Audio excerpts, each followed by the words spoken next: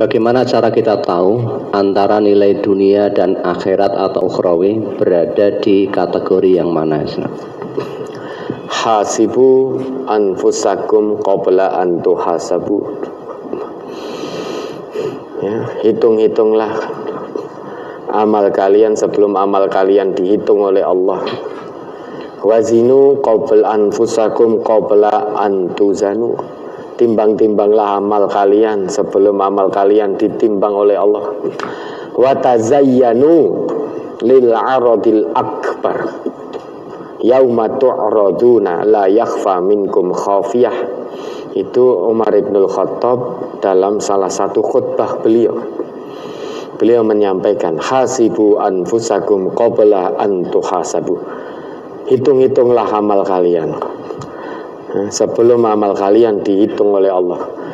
Bukan berarti terus kemana-mana kita bawa buku, aku wis sholat jamaah 17, terus sana kemari, saya melakukan satu kebaikan, lipat gandanya minimal 10, tulis, engkau terus dijumlah akhir tahun. Bukan begitu maksudnya. Bagaimana kita mengetahui nilai duniawi dan nilai ukhrawi mana yang lebih tinggi? Nah, sebetulnya kita merasakan itu. Sebetulnya kita merasakan kalau urusan duniawi dan urusan ukhrawi kita lebih condong pada urusan duniawi, berarti kita lebih mengedepankan nilai duniawi daripada nilai ukhrawi. Misalkan dalam satu waktu dihadapkan dengan urusan duniawi dan urusan ukhrawi bersamaan, tidak ada uzur sama sekali. Nah, hawa nafsu kita lebih condong mengikuti nilai duniawi, ya itu pertanda bahwa kita condong pada nilai duniawi, lebih mementingkan dunia daripada akhirat. Padahal Allah perintahkan wabtaghi fima ataqallahu daral akhirah. Yang pertama Allah perintahkan adalah kejar akhiratmu dulu. Yang disebut oleh Allah akhirat dulu dalam ayat itu. Artinya kita sebagai hamba Allah diwajibkan oleh Allah, diperintahkan oleh Allah untuk mengejar akhirat. Yang didahulukan akhirat, nilai ukhrawi yang dikedepankan. Nilai duniawi belakangan, walatan sanasibaka minat dunya. Jangan kamu lupakan urusanmu di dunia, bagianmu di dunia. Ning dunya ya butuh makan. Untuk mengejar nilai ukhrawi tidak bisa kita tanpa makan minum. Poso terus tidak bisa, itu nyalai agama juga. Kamu untuk mengejar nilai ukhrawimu, kamu juga melalui nilai dunia.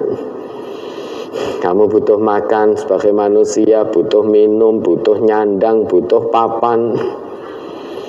Maka jangan lupakan nilai duniamu itu. Namun karena nilai dunia perintahnya hanya jangan kamu lupakan, hendaknya kita jadikan nilai dunia yang tidak boleh dilupakan ini sebagai perantara untuk mengejar nilai akhirat kita. Ya, sebetulnya hati nurani kita merasakan itu. Misalkan ya, ini contoh saja. Tentu contoh tidak bisa 100% sama. Saat ini misalkan, entar tengah malam, sepertiga malam nanti, misalkan hujan lebat, suasana hawanya dingin. Tiba-tiba ada teman panjenengan nelpon, hei Fulan, assalamualaikum. Fulan, jenengan di mana? Saya di rumah. Ya, jenengan kesini ya. Saya tunggu sampai 3:30. Atau saya tunggu sampai adzan subuh.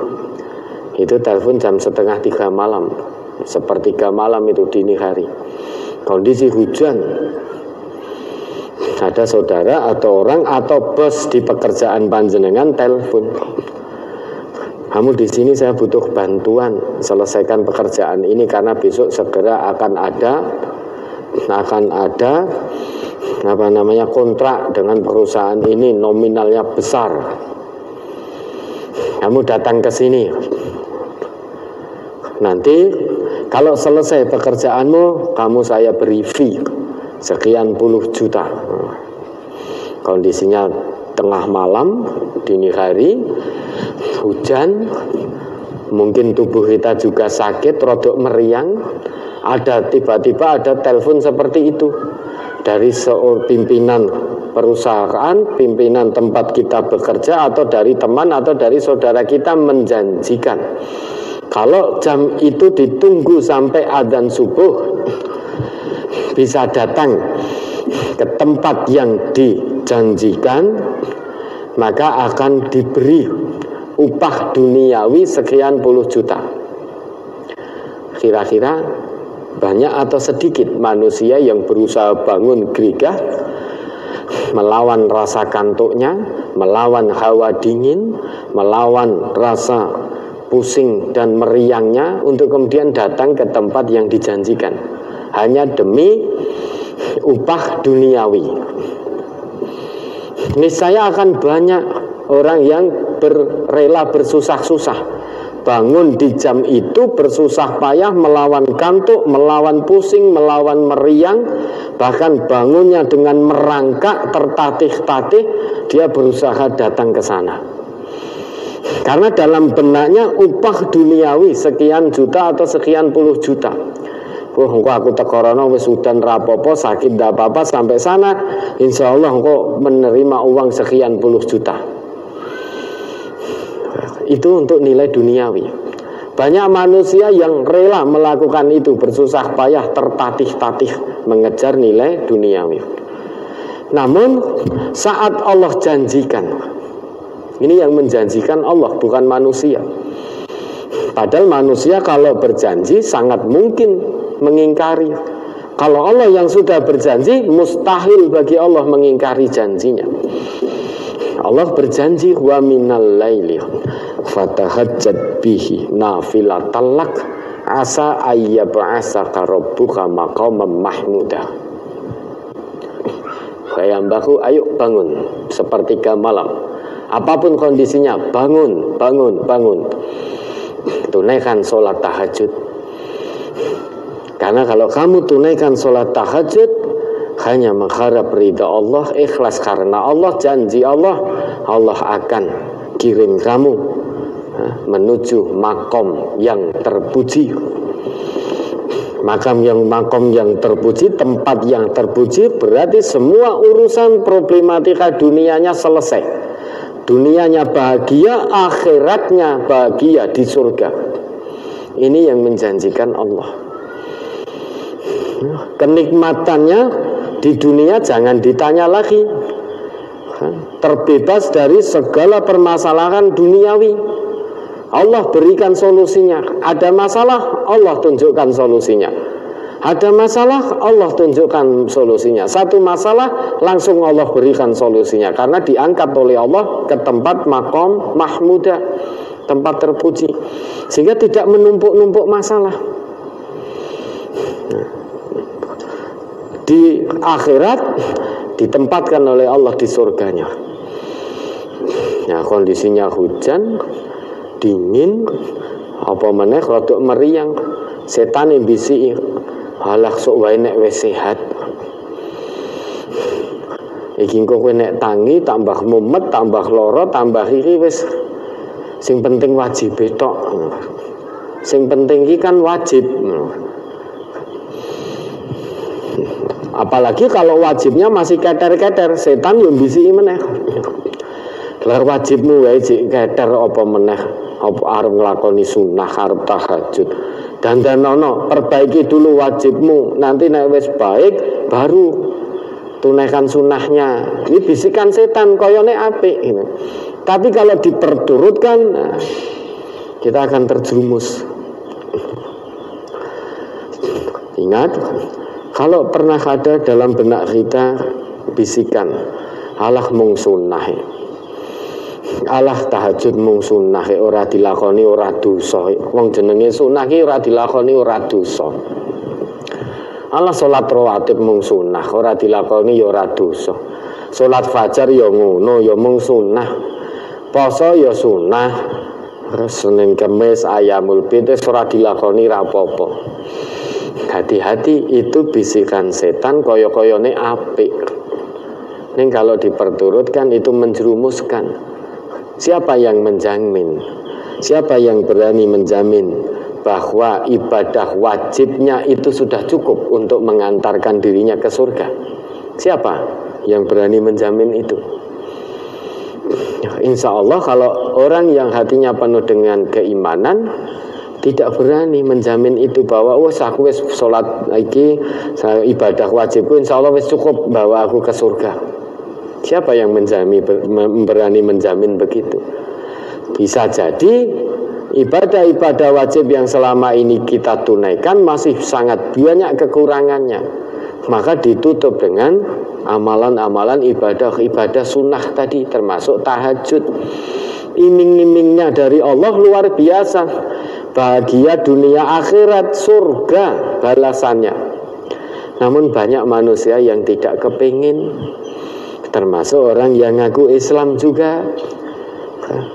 Wah, kondisinya dingin, udan deres, kena banyu adem dan lain sebagainya, ngantuk, mumet, meriang ini dan lain sebagainya. Banyak sekali alasan yang mana itu berasal dari bisikan setan. Supaya apa? Supaya fulan itu tidak bangkit dari tidurnya kemudian bermunajat kepada Allah dalam keheningan malam. Di saat banyak orang tertidur, malam hening, gelap, ada seorang hamba mendekat kepada Allah, bermunajat kepada Allah dalam sujud-sujud panjangnya, memohon berkeluh kesah kepada Allah, maka Allah akan angkat dia ke tempat terpuji. Balasannya surga. Namun banyak orang yang ngaku Islam tidak kepingin itu. Namun ketika tiba-tiba ada yang nelpon, diiming-imingi sekian puluh juta, langsung alhamdulillah sehat, nggih kula mangkat sakniki. Dia akan tertatih bangkit dari tempat tidurnya, merangkak bangun demi mengharap nilai duniawi itu. Nah, itu salah satu contoh kita mengedepankan nilai duniawi daripada nilai ukhrawi. Padahal yang namanya nilai duniawi itu ma'indahum yanfadu, pasti musnah, pasti sirna, pasti habis, pasti binasa karena kesenangannya menipu. Yang namanya nilai ukhrawi itu baqo, kekal abadi. Wa ma'indallahi kekal abadi, kenikmatan di sisi Allah. Manusia menjanjikan, manusia banyak mengingkari janjinya. Allah menjanjikan, mustahil bagi Allah mengingkari janjinya. Maka tanyakan ke nuraninya masing-masing, sampai detik ini lebih condong pada nilai duniawi atau condong kepada nilai ukhrawi? Ya, apa tidak boleh kepingin nilai duniawi? Boleh, namun jangan sampai melupakan nilai ukhrawi. Jangan sampai nilai ukhrawi dinomor duakan. Nilai ukhrawi harus dikedepankan. Nah, tadi kami berikan contoh seperti itu. Lah, dirasa-rasakan. Untuk janji dari Allah kebaikan dunia akhirat yang hakiki, yang abadi, seringkali kita tidak kepingin. Janji manusia yang sering diingkari, kesenangannya semu, menipu, akan sirna, binasa, musnah. Seringkali banyak di antara kita yang kepingin lebih mendahulukan nilai duniawi daripada nilai ukhrawi. Rasakan dalam hati. Jadi kita mengkaji ayat ini, membaca ayat Allah jangan hanya dengan penglihatan, dengan mata dan lisan kita saja. Saat panjenengan buka mushaf, jangan baca ayat hanya dengan mata dan lisan. Kalau itu dilakukan, maka tidak akan ada asar, tidak akan ada bekasnya. Sehingga hanya baca begitu, ayat demi ayat terbaca, dilalui terbaca dari awal sampai akhir khatam, awal sampai akhir khatam, namun tidak bisa mengambil ibrah. Mengapa? Karena bacanya hanya dengan mata dan lisan. Nah, bagaimana biar bisa menjadi ibrah? Maka baca ayat-ayat Allah, hadis-hadis Nabi selain dengan penglihatan bagi yang Allah anugerahi penglihatan, dengan lisan bagi yang Allah anugerahi lisan lancar, namun yang tidak boleh tidak harus ada ini baca ayat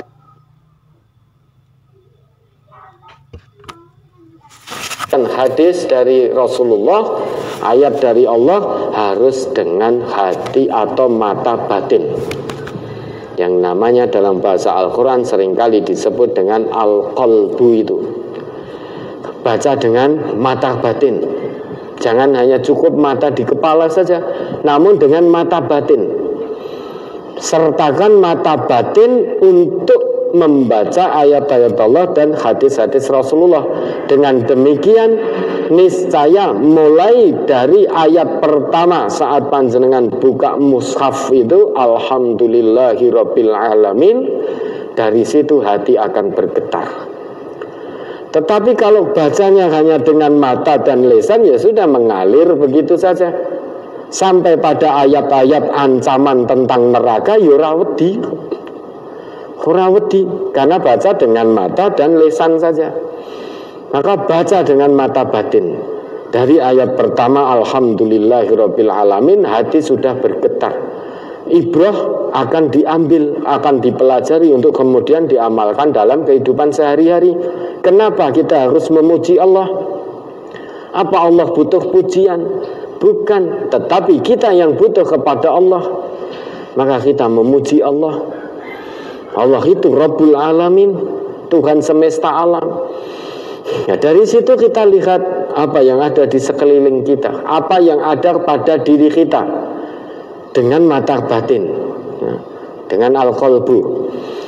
Niscaya kita akan memahami, niscaya tidak ada alasan bagi kita untuk tidak memuji Allah. Misalkan, jangan jauh-jauh dulu. Apa yang ada pada diri kita, mari kita renungkan dengan al-qalbu, dengan qalbun salim. Dari situ kita akan mendapatkan ibrah, pelajaran yang sangat-sangat berharga. Tidak ada alasan bagi kita untuk tidak tunduk patuh kepada Allah, untuk tidak memuji Allah. Contoh, mata. Mata ini kan, ini apa namanya, bulu mata ini idep.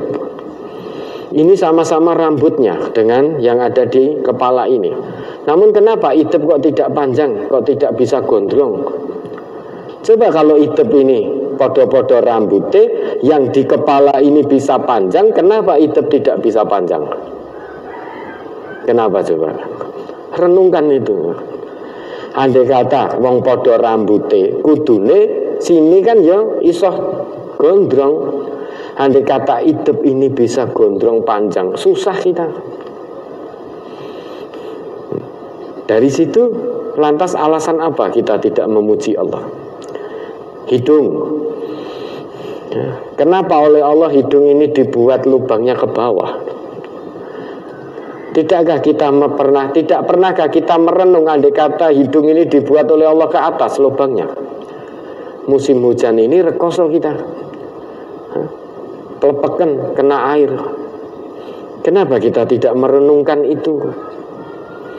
Maka kalau kita baca ayat dengan qalbun salim, sejak ayat pertama dalam mushaf, sudah hati kita akan bergetar. Kita menyadari betapa lemahnya kita sebagai manusia, sehingga butuh kepada Allah, tunduk patuh kepada Allah. Itu baru 2 contoh yang ada pada tubuh kita, belum yang lain-lain. Kenapa mata harus ada hitamnya? Tidak putih semua, atau biru semua, atau merah semua, atau hijau semua. Dalam hidung ini juga ada rambut. Kenapa rambut dalam hidung tidak bisa gondrong riwu-riwu seperti rambut yang di kepala ini? Coba renungkan dengan nurani, jangan dengan logika tok. Renungkan dengan mata batin. Dari situ tidak ada alasan kita untuk sombong. Dari situ tidak ada alasan untuk kita tidak memuji kepada Allah. Dari situ tidak ada alasan untuk kita tidak mengambil ibrah dari Quran dan Sunnah. Dari situ tidak ada alasan untuk kita tidak mau tunduk patuh, ikhlas mengamalkan ketentuan-ketentuan dinullah ini. Maka jangan baca ayat dan hadis hanya dengan mata yang di kepala dan dengan lisan saja. Baca dengan mata batin. Ya. Nah, itu tadi contoh yang kita kemukakan. Kita lebih condong ke nilai duniawi atau nilai ukhrawi. Dunia sementara, akhirat selamanya. Pilih mana, silahkan. Tentu kita akan milih kehidupan dunia yang sementara ini kita gunakan sebaik mungkin untuk meraih kehidupan akhirat yang abadi selama-lamanya. Ya, ada lagi. Setelah muhasabah timbul pertanyaan, apakah kebaikan saya tidak termasuk kebaikan yang sia-sia di sisi Allah? Apa tolak ukur yang dapat dijadikan acuan sehingga saya yakin bahwa kebaikan saya juga dinilai baik oleh Allah? Tolak ukurnya, ya, kebaikan yang dinilai oleh Allah itu disebut amal soleh. Ya, tidak semua kebaikan, tidak semua perbuatan itu dikatakan soleh. Ya. Tolak ukurnya itu. Lah kapan itu disebut soleh? Maka ada ketentuan dari Allah. Pertama, kebaikan itu kita lakukan murni ikhlas karena mengharap ridha Allah. Fa'budullaha mukhlisina lahuddin. Sembahlah Allah dengan memurnikan agama kepadanya. Terus kul inna solati wa nusuki wa mahyaya wa mamati lillahi rabbil alamin. Perbuatan baik kita tujuan utamanya itu lillah, bukan lil fulus, bukan untuk uang, bukan lil mansib, bukan untuk jabatan kedudukan, bukan lis syuhrah, bukan untuk ketenaran, bukan untuk lil madah, bukan agar mendapat pujian manusia. Bukan itu tujuan kebaikan. Tujuan kebaikan agar dinilai soleh di hadapan Allah. Yang pertama, ikhlas karena Allah, mukhlis. Orangnya disebut mukhlis.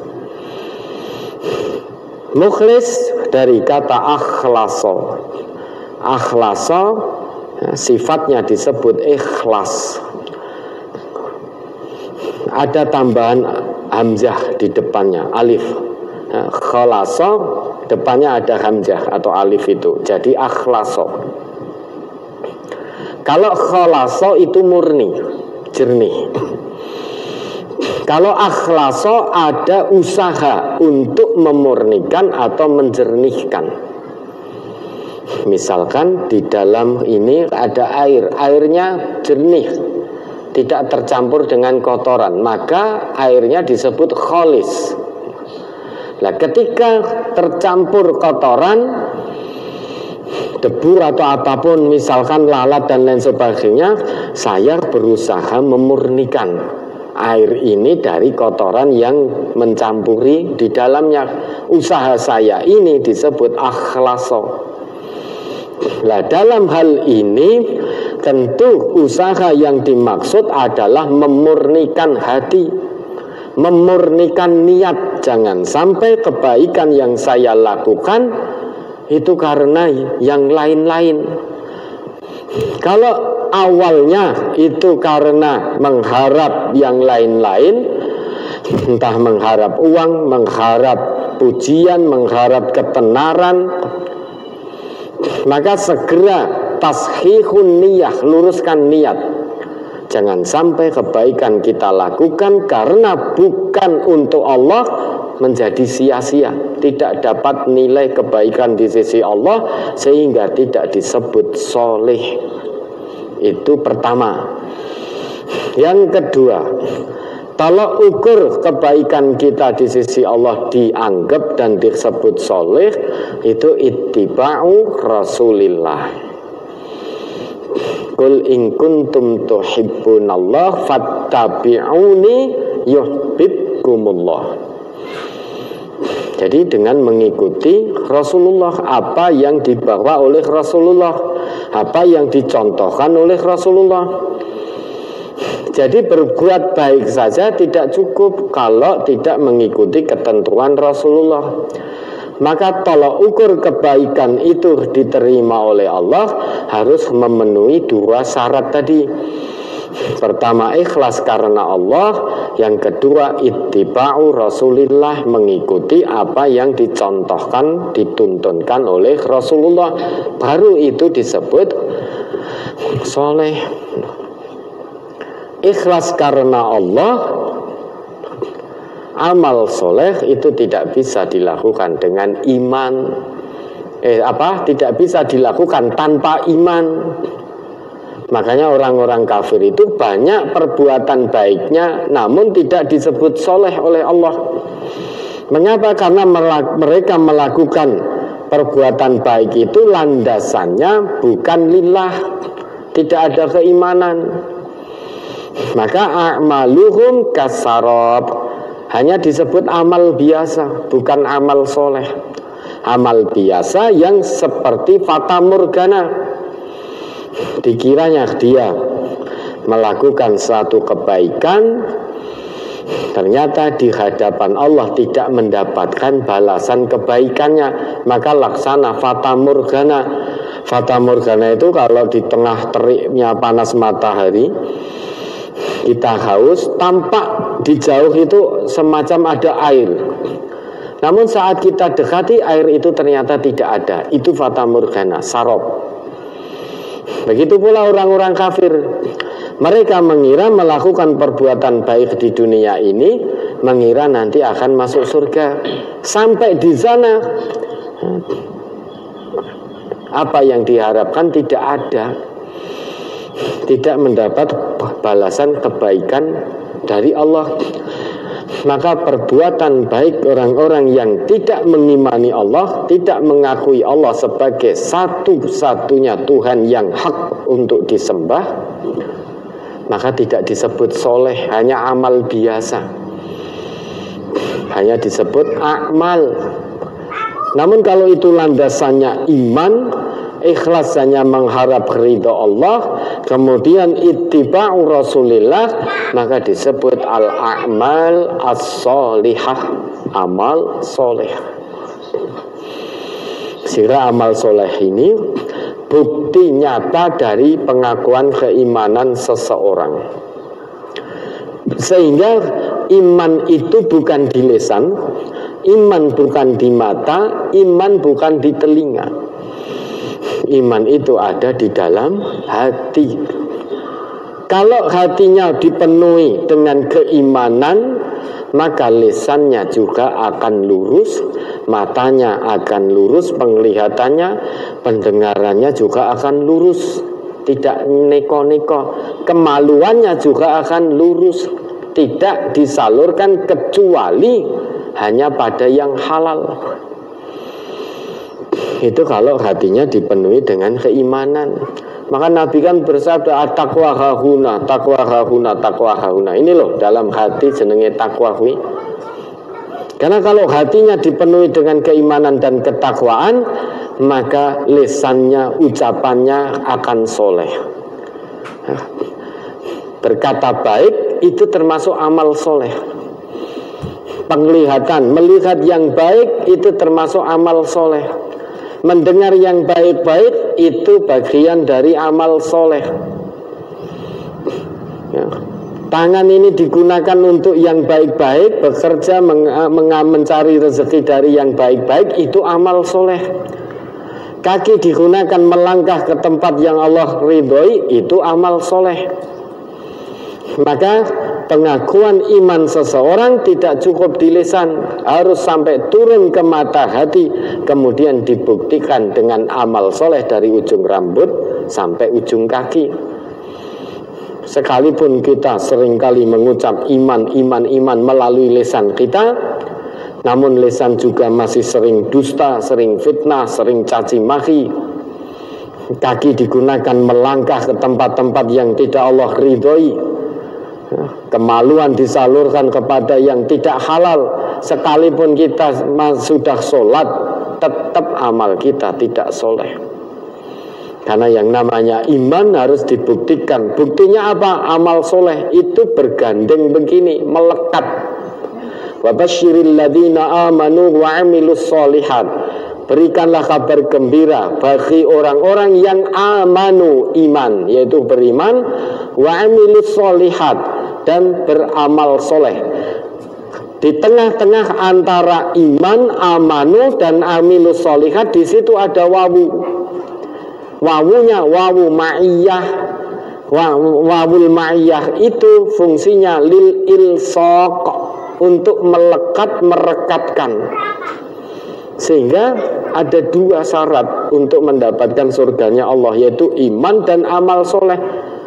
Amal saja tanpa iman tidak disebut soleh, maka tidak diterima oleh Allah.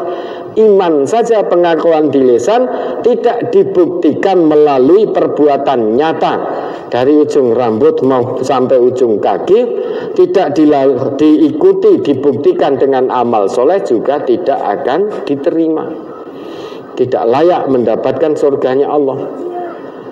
Yang pantas mendapatkan kabar gembira berupa surga dari Allah itu iman dan amal soleh menurut ayat itu. Dalam ayat itu ya, Al-Baqarah ayat 25 atau berapa itu, saat Allah hendak menjelaskan surga, siapa saja yang berhak masuk ke dalam surgaku, yaitu surganya Allah, Allah sebutkan syaratnya dulu. Gambarannya ini, kalau ada satu perusahaan ingin merekrut tenaga kerja, perusahaan ini punya aturan. Syarat-syaratnya disebutkan. Salah satunya yang bisa setiap hari datang jam 7 pagi. Maka secara otomatis yang datangnya di atas jam 7 pagi tidak lolos, tidak diterima. Itu gambaran mudahnya. Maka kalau kita menginginkan kerja di tempat itu, yang awalnya bangunnya kesiangan terus, pasti kita akan merubah diri karena gajinya besar. Asal bisa datang tidak lebih dari jam 7, pasti diterima di perusahaan itu dengan gaji besar. Biasanya ada di antara kita bangun kesiangan jam 8, jam 9, sudah barang tentu tidak akan diterima menjadi karyawan di perusahaan itu. Kita tahu begitu, pasti ya, banyak orang yang akan berubah. Berusaha sekuat tenaga, tidak bangun kesiangan lagi, bangun pagi-pagi, ya, siap-siap berangkat sampai tempat itu tidak lebih dari jam 7. Karena salah satu syarat diterimanya sebagai karyawan di tempat itu, datang tidak lebih dari jam 7. Itu kriteria yang boleh diterima di tempat kerja itu. Nah, begitu pula surganya Allah. Allah punya ketentuan yang berhak dan aku izinkan kelak untuk menjadi penghuni-penghuni surgaku, yang mana di bawahnya mengalir sungai-sungai, di dalamnya mendapatkan pasangan-pasangan hidup yang disucikan. Tidak ada kesedihan lagi di situ, tidak ada rasa sakit lagi di situ, tidak ada halal haram lagi di situ, tidak buang air kecil, buang air besar lagi di situ. Kenikmatannya abadi, tidak pernah luntur kenikmatan yang ada dalam surgaku. Kriterianya pertama, harus iman kepadaku. Kriteria kedua, harus membuktikan keimanannya dengan amal soleh, dari ujung kepala sampai ujung kaki. Ya, bukti bahwa itu amal soleh, maka dia melakukan satu perbuatan, tujuannya yang utama harus diperuntukkan mengharap ridhoku. Selain itu harus mengikuti tuntunan Rasulku. Kriterianya itu dari Allah. Nah, kita Harusnya kalau tadi terkait urusan pekerjaan saja, banyak manusia yang mau berubah, berusaha datang tepat waktu, tidak lebih dari jam 7. Tentu ini surga, janjinya Allah. Masa hati kita juga masih tertutup, tidak mau? Harusnya usaha kita untuk berbenah lebih daripada usaha kita berbenah dalam masalah duniawi tadi. Harusnya lebih semangat lagi, lebih ini lagi, lebih itu. Karena kriteria diterima di surganya Allah, Allah pasang kriteria iman dan amal soleh itu. Iman dan amal soleh. Imannya dibuktikan dengan amal soleh. Sekalipun lisan ngaku iman, kalau masih zina, masih khulwat, masih mabuk, masih korupsi, masih menyakiti hati saudaranya, maka imannya belum terbukti dengan amal soleh. Jangan harap surga kalau begitu. Maka baca ayat dengan hati yang salim, sehingga kita akan bisa menarik ibrah pelajaran. Tidak menutup kemungkinan hati menjadi bergetar. Tidak jarang air mata meleleh kalau membaca ayat Allah, hadis Nabi dengan qalbun salim, dengan mata batin. Diresapi betul, dirasa-rasaki. Gunakan ayat dan hadis untuk nduding dirinya sendiri, jangan untuk nduding orang lain. Jadi baca ayat dengan mata batin, kemudian resapi ayat itu, pahami, duding pada dirinya sendiri. Saya telah melakukan ini, menyimpang dari ayat ini, saya telah menyimpang dari hadis Nabi yang ini, dan seterusnya dan seterusnya. Jangan gunakan ayat hadis untuk dudingi wong liya. Kalau kita gunakan dudingi wong liya, sudah kita sibuk dengan orang lain. Kamu salah, kamu salah, kamu salah. Lah kowe, aku bener dewi. Akan seperti itu jadinya. Ya, ukuran kebaikan itu landasannya iman. Iman dibuktikan dengan amal soleh. Untuk bisa disebut amal soleh, maka harus ikhlas karena Allah. Ikhlas karena Allah saja tidak cukup, harus mengikuti tuntunan Rasulullah. Ini ibarat dua sisi mata uang yang tidak bisa saling terpisah. Ikhlas tok karena Allah, aku ikhlas tenan iki, tetapi ternyata tidak sesuai tuntunan Rasulullah, maka Allah juga tidak akan menerima. Mengikuti tuntunan Rasulullah tetapi tujuannya bukan untuk Allah, untuk yang lain-lain, maka juga tidak menjadi soleh, tidak diterima. Maka harus ikhlas karena Allah dan ittiba'u Rasulillah. Ya, ada lagi. Dari brosur halaman 8, Rasulullah bersabda kepada seorang laki-laki, pada waktu itu beliau menasihatinya, gunakanlah 5 kesempatan sebelum datangnya 5 kesempitan. Yang ditanyakan pada poin nomor 4, gunakan masa longgarmu sebelum masa sibukmu. Ini mohon dijelaskan. Kemudian yang kedua, yang dimaksud masa sibuk ini, apakah artinya kesibukan dalam urusan akhirat atau kesibukan dalam urusan duniawi? Mohon tausiahnya. Gunakan masa longgarmu sebelum masa sibukmu. Itu mudah dipahami sebetulnya. Jangan sampai ketika kita di masa longgar, urusan belum banyak, tidak kita gunakan sebaik-baiknya mendekat kepada Allah, namun dibuat main-main, dibuat untuk berleha-leha, santai-santai, tidak digunakan mendekat kepada Allah. Lah giliran datang masa sibuk, kerjaan numpuk, wis lali ngaji, lali sholat jamaah ke masjid sudah lali. Ketika masa longgar, maka jangan sampai terjadi banyak orang ngakunya Islam, dia mendaki gunungnya iso tekan, padahal gunung kuwi dhuwur, butuh tenaga fisik yang prima, bekal yang lumayan. Dia bisa sampai. Itu ketika masa longgar dia gunakan untuk mendaki gunung. Apa ndak boleh? Boleh. Tetapi ternyata gunung yang setinggi itu bisa didaki, bisa ditempuh. Namun masjid yang hanya 50 meter, 100 meter ora tekan-tekan. Ora tekan-tekan. Mendaki gunung yang setinggi itu ringan karena seneng. Ringan, longgar, gunakan untuk itu.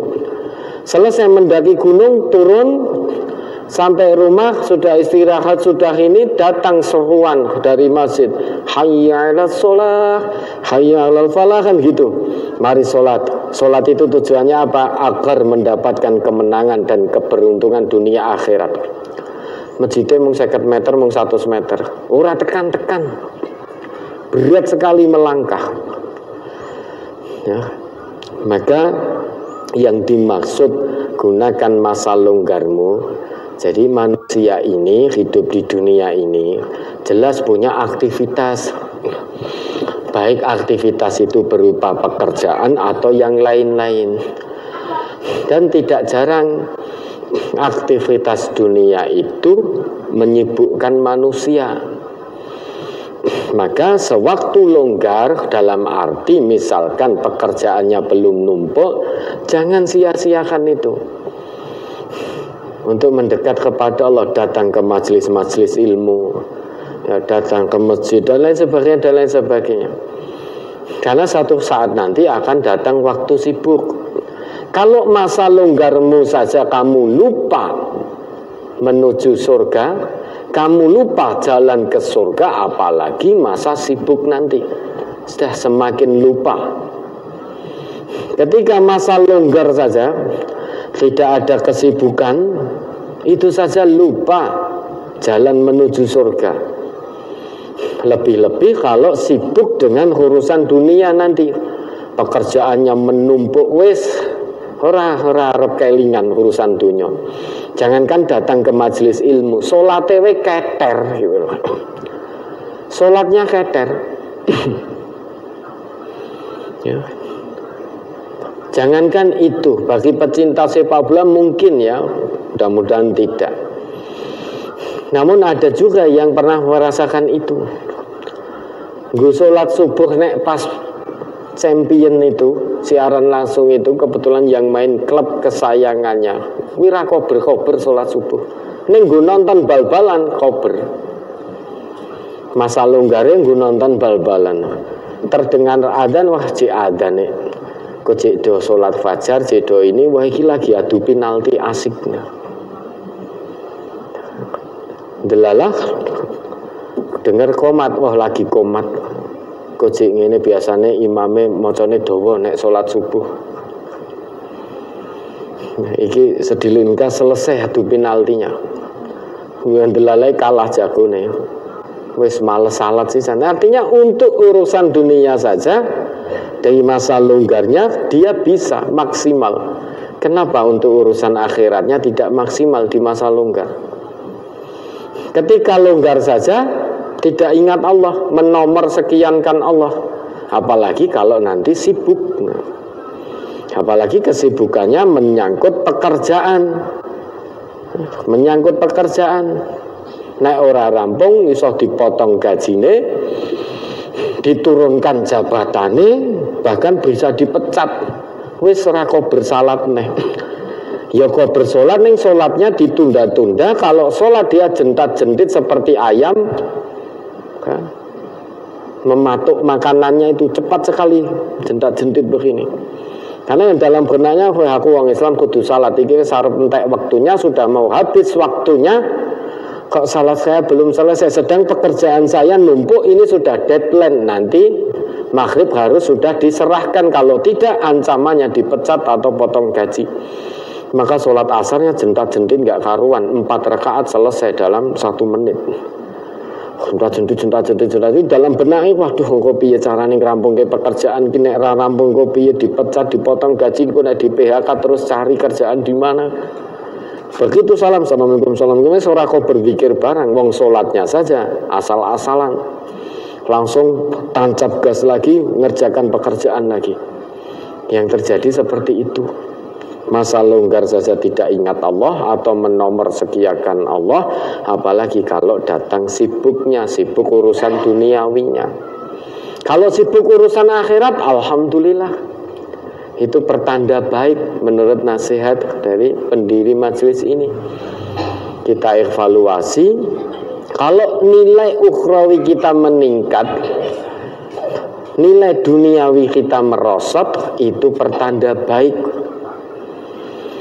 Pelihara nilai ukhrawinya, tingkatkan nilai duniawinya. Namun kalau selama 1 tahun kita muhasabah, kemudian kita evaluasi, kita temukan nilai dunia meningkat, nilai ukhrawi merosot, hati-hati. Hati-hati, kita menuju jalan kesengsaraan itu. Hati-hati, segera berbenah, mumpung Allah masih beri kesempatan hidup. Tingkatkan nilai ukhrawi. Kalau hanya sejajar nilai duniawi dengan nilai ukhrawinya, kita harus prihatin. Kita berada dalam ujian Allah. Nah, maka kalau sibuk dengan urusan ukhrawi, alhamdulillah, artinya kita mengutamakan urusan ukhrawi sampai sibuk, sehingga urusan duniawi hanya sebatas jangan kita lupa sudah. Urusan ukhrawi dalam kebaikan fisabilillah. Oh, kok wetenge krasa luwe urusan duniawi ya. Jangan lupa, terus kemudian makan. Untuk makan biar bisa menjadi nilai ibadah, berdoa dulu, bismillahirrahmanirrahim, makan. Apa yang masuk itu bernilai ibadah. Makan kita ada nilai ibadahnya di sisi Allah.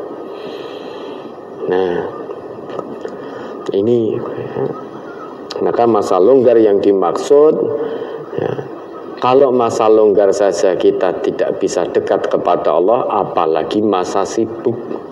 Maka gunakan wa faraghaka qabla sukhlika, masa longgarmu untuk lebih dekat kepada Allah sebelum datang masa sulitmu. Maksudnya kalau longgar saja tidak kamu manfaatkan sebaik mungkin mendekat kepada Allah, pangeh lamun masa sibuk kamu jadi dekat kepada Allah itu mustahil, sulit sekali rasanya. Ya, ada lagi.